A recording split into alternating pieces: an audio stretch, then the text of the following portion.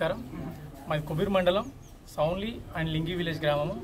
మా దగ్గర ప్రతి 10 సంవత్సరాల నుంచి కానీ మా ఆమ్లెట్ విలేజ్ అక్కడ ఉన్నటువంటి ఏరియాకు సరిగా వాటర్ లేకపోవడం వల్ల గత ఉన్న ప్రభుత్వంలో టీఆర్ఎస్ ప్రభుత్వంలో విఠలరెడ్డి గారు 4-5 బోర్లు శాంక్షన్ చేసి కూడా మాకు 500 ఫీట్లు బోర్లు కొట్టిన కూడా పడని పరిస్థితి అక్కడ మాకు. తాగునీటి సమస్య కొరకు ఏదైనా కరెంట్ లేకపోవడం వల్ల కానీ లేదంటే మిషన్ భగీరథ ఫెయిల్ అవ్వడం వల్ల కానీ 3 రోజులు 4 రోజులు వాటర్ రాకపోతే పక్క విలేజ్కి వెళ్ళి మేము వాటర్ కోసం సమస్యల కోసం వాటర్ కోసం వెళ్ళి తెచ్చుకునే పరిస్థితి ఉన్నది.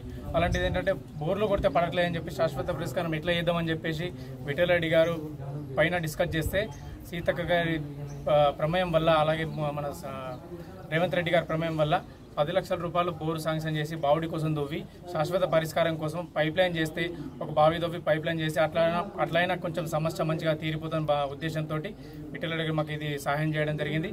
అలాగే అతను ఓడిపోయినా కూడా ప్రతి సమస్య ఉన్నా కూడా మాకు తెలుసుకొని చెప్పి మీకు ఏ సమస్య కూడా మేము ముందుండి మీకు చేస్తాను అని చెప్పేసి మాకు ఎప్పుడు ధైర్యం ఇస్తూ ఉంటారు.